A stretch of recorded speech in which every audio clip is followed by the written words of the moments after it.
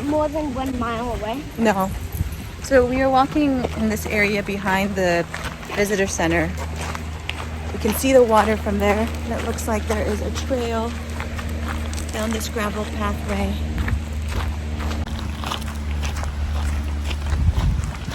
So hard to, so shaky. Wow. That's all water right there.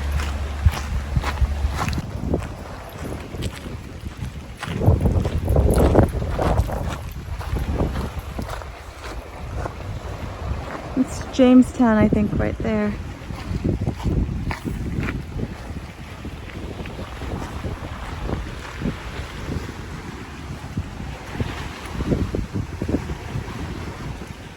And here's some information about the fossils.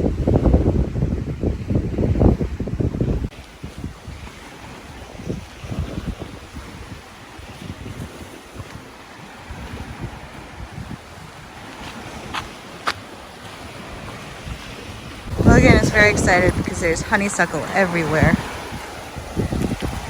I'll show you how you eat it. Logan, can you tell me what you and your friends call these? Honeysuckers. The way you eat it is you take off this part, stem part, and then you suck. Sometimes there's juice in it and sometimes there's not. Yeah, it's everywhere. Oh, so beautiful. Just came into the campground area, which is on the right hand side after the entrance, and there's an A loop and B loop. We just turned left towards the B loop because we are going to be staying at one of the yurts right here. It looks like it's close to the Park Coast site. An A loop also has a group site up there. Here we go. That's Yurt 1, Yurt 2, and then there's a third one back there.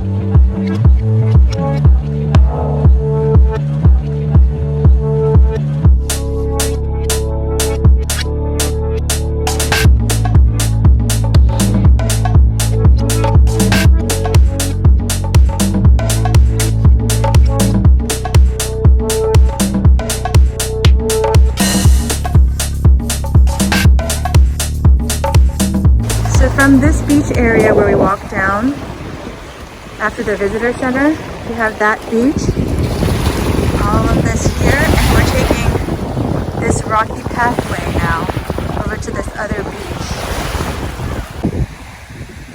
beach. Alternatively, if you come down that path, there's this fossil beach area right here that's Ken fishing off the rocks, and then there's also a sand pathway right here.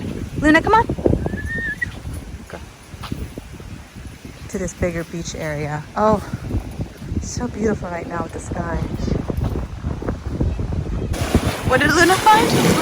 A dead fish. A dead line. Did you feel my feelings?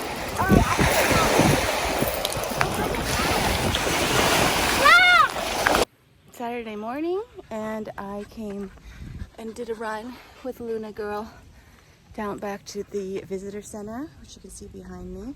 I was looking for one of the trails, and I walked around and saw that there is the College Run Trail right here.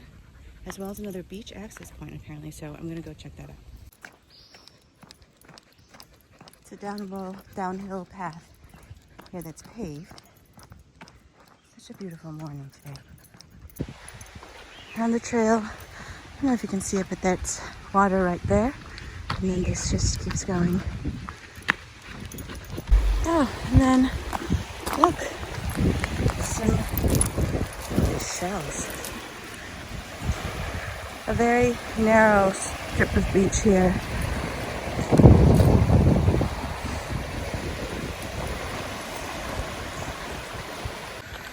Okay, so it looks like there's another beach access trail right there. And it looks like the trail ends over there, so it's not very long. It just walks along. It just goes along the beach, but then you can see that you can get to the main road over there.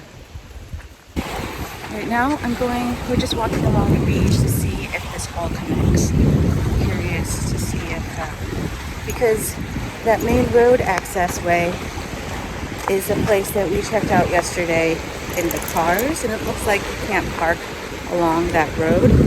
So we're gonna see if this beach point here connects to the beach that you can get to from the visitor center. It looks like possibly, but there's also a lot of trees. The beach over there is where the visitor center trail is. And all these trees that have been uprooted. Looks like the answer is no.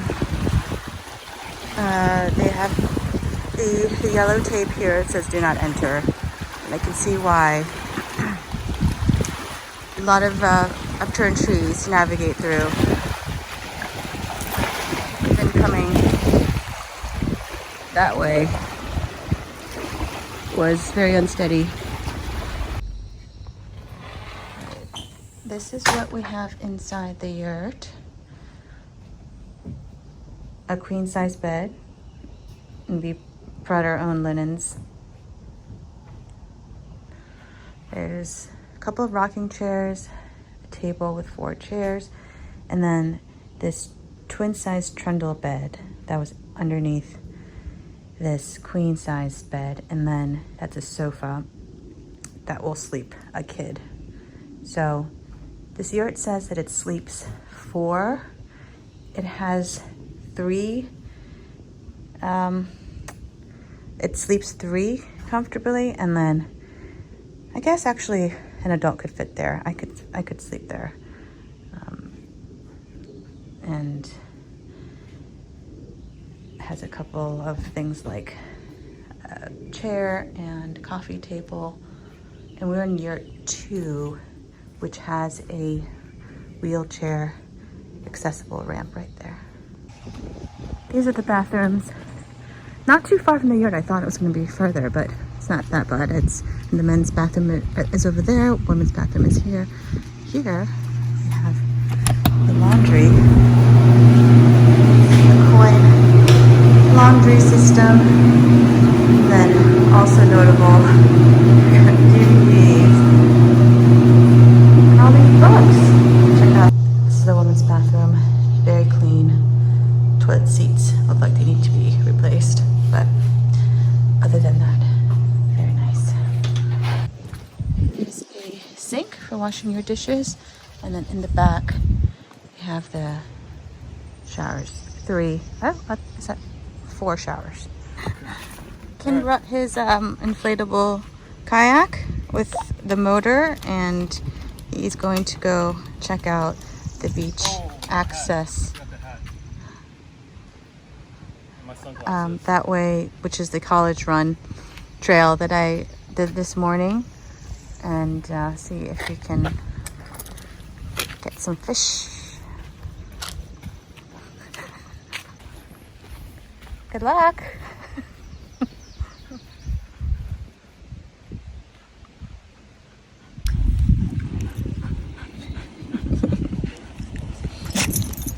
Miss you.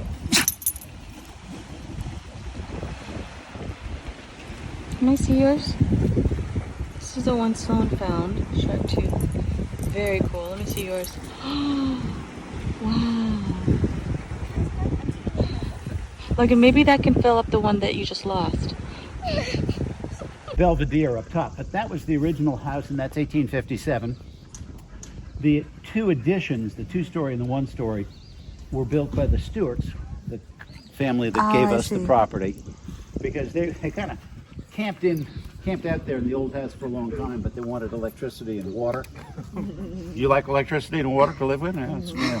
So in old houses, they just don't have a place to put electricity and water. So they ended up building the two additions, and they kind of, particularly on the second floor, the addition kind of goes right to the bedroom, because it's kind of hard to live that way without electricity and water. And they did the same thing over here. This is this first brick building that you see where Judith is doing some cooking now. That's the kitchen? Right, when you go around the corner. To have farmed this property and lived on this property. I couldn't hear you. Exactly right. There's evidence that Native Americans lived here for hundreds and hundreds of years before the colonists ever came over from England. The colonists came to Jamestown in 1607. Sit down and fasten here. So think about all these up and down threads. There's nothing across in here, it's just all up and down. So you have lots and lots.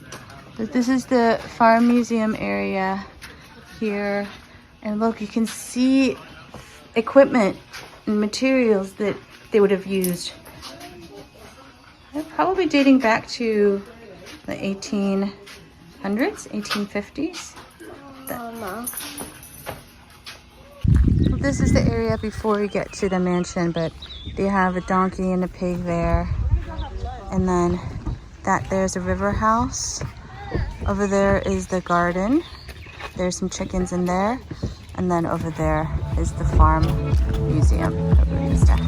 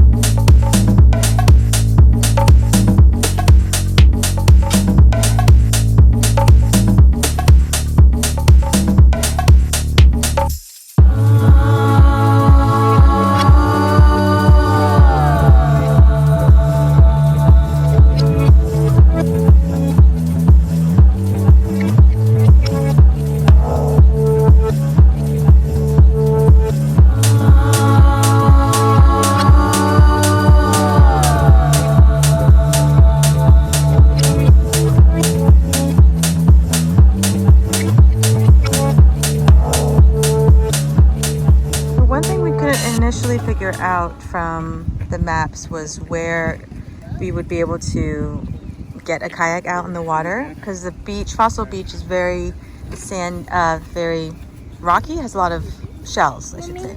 Here, this road, which is the road that you turn in to get to the historic area, the mansion, the farm museum, all of that, that runs parallel towards, for some of it, with that college run right there that I did this morning, which is along that beach. So Ken parked at Visitor Center, got the kayak ready, and then pulled it down this trail, College Run Trail, to launch the kayak out.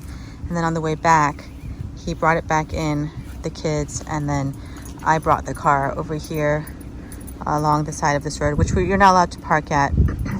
But I just stopped here so that we can pick up the kayak and then go. Good day, Ken? Yeah, really fun. What's the count? Huh? What's the count? The count? 5 fish. Yeah, 3 catfish, 2 perch. Oh, nice.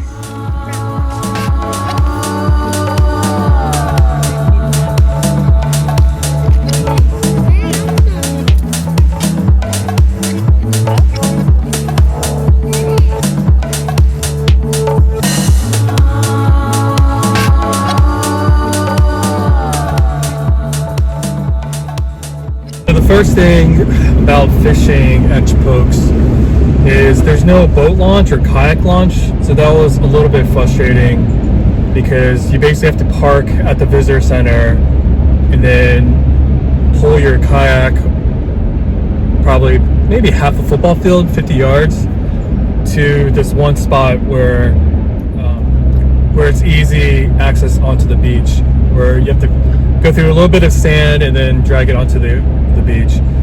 Because at the visitor center, the direct access from the visitor center, it's like a long declining ramp that kind of zigs and zags, and the space is way too tight for a kayak. So yeah, that's the first thing. That's probably why there's no other kayaks on the water. We were like the only ones. Although I saw a lot of cars with kayaks. Yeah, I'm just curious. Maybe there's another spot that they could go, smaller water. And that's the other thing too at Chippokes. It's really big water, really open. The morning time, I guess that's when the tide was in. It was a little bit choppy. I started feeling a little bit seasick, but around lunchtime and then late afternoon, the water was completely still, which was really nice. Then it started getting a little more choppy. Yeah, it started getting choppy again around 5 p.m. So I was out on the water from 10 a.m. till 5:30 p.m. And yeah, I was out there with my fly rod, just streamer casting, and caught a couple catfish, a couple perch. It's also the James River, and compared to the James River in Richmond City, where that is very rocky, it's really easy to get snagged, so it's hard to get to the bottom of the river in the city. But out here, the bottom wasn't rocky at all. It was actually a lot of sand. It wasn't that deep. It was probably maybe 5-6 feet deep. But I had to go like maybe 10 minutes away from the shore, away from the beach. So about from the beach to 10 minutes out, it was probably maybe 3 or 4 feet deep. And then after that, I got a little bit deeper, around 5 to 6. And I didn't go much further than that. Fished around 5-6 feet deep water, and that's where I was able to catch the perch and the catfish. It was nice because you didn't get snagged on the bottom, and just casting all day in very still water. But all in all, it was fun. It was the longest I've ever been out on the water fishing in one sitting or one session. But the ramp, the offloading, the non-existent loading and offloading ramp, it was kind of annoying. Christine had to come pick me up. So one thing I needed to mention too is I used a trolling motor on our kayak, which was really helpful. I guess you could do without a trolling motor, but you'll definitely be in for a sore arm day. The water was deep enough so that the trolling motor didn't get snagged. I just paddled a little bit off the shore, and then I was able to drop the motor and just kind of get out there. I would definitely use an anchor. Even when the water was still, you're still moving just a little bit. So if you don't have a motor, I would definitely want to anchor if you're trying to do some fishing, because then you'll be paddling a lot. But yeah, I'm sure there's got to be smaller streams.